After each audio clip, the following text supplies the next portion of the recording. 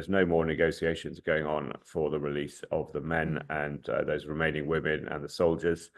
There was an attempt to raid a hostage site. The Israelis seem to have got an idea of where some of the hostages were being held. They sent in a team to try and extract one or more of them, but one, in fact, it failed. One of the hostages was killed on Friday, and two of the Israeli soldiers were injured. So there are lots of warnings about the conditions in Gaza at the moment, with half of all civilians there starving, according to the UN. And we mentioned briefly on Friday, I know, about a new crossing, but that's only for checks and not aid, if that's right. Well, it does. I mean, it's very close to the other crossing. What it does enable is a speedier, or this is what the Israelis say, it enables a speedier check of the trucks going in, because that's one of the holdups is the military checking that there are no weapons and other things that aren't agreed in those aid supplies. The real difficulty is once you're in Gaza, getting actually to where people are because of the scale of the fighting. It's called a strip for a reason. It's a 25-mile long, 4 or 5 mile wide strip of territory, and both those crossing points are right in the south. And getting it out of that little pocket into where the 2 million people of Gaza actually are, where sheltering in hospitals, in UN camps, and elsewhere, it seems to be the real difficulty.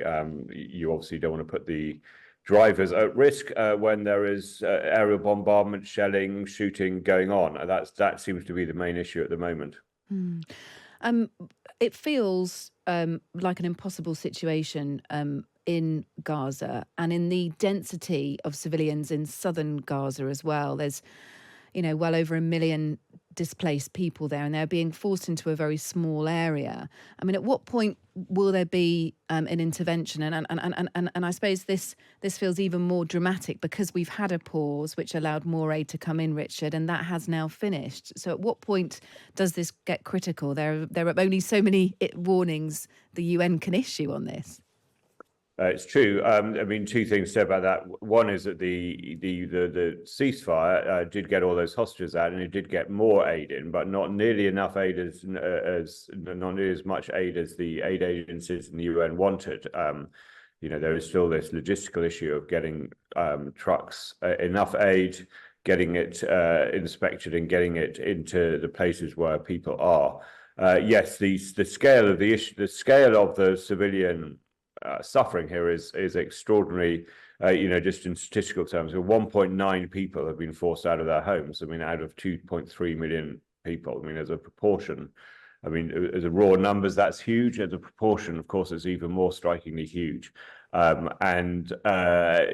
when you say intervention, I don't think. There is no intervention. No. Israel is clear that it's going to carry on until it's seized all of Gaza. I think what is the case is that America has told Israel, America is really the only country that can intervene with Israel, and it's told Israel, Biden administration's told Israel that it has to finish it quickly, it's kind of given it a deadline of the end of the first week in January. I think that's not a hard deadline, but that's what they want to see. Once Israel has ground control, then possibly things will become easier for the UN agencies if there is no longer fighting on the ground. But Hamas will, carry on resisting. They'll come out of their tunnels, and who knows how the Israelis will handle that.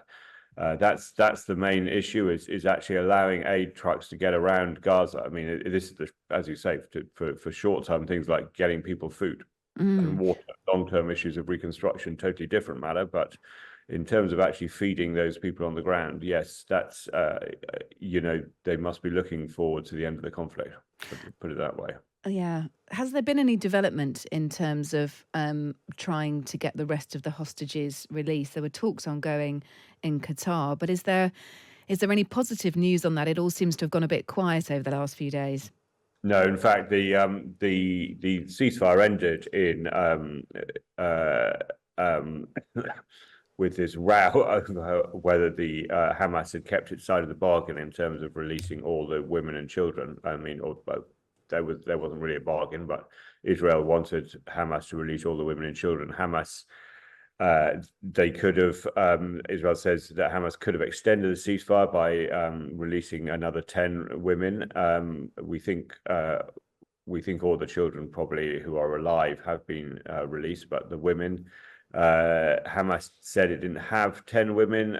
Israel says yes, you do, and that ended badly, and with the result that both sides withdrew their negotiators from Qatar. So there's no more negotiations going on for the release of the men and those remaining women and the soldiers. There was an attempt to raid a hostage site. The Israelis seem to have got an idea of where some of the hostages were being held. They sent in a team to try and extract one or more of them, but one, in fact, it failed. One of the hostages was killed on Friday, and two of the Israeli soldiers were injured. So we don't know the full details of that, but there does seem to have been an attempt on the ground which wasn't successful.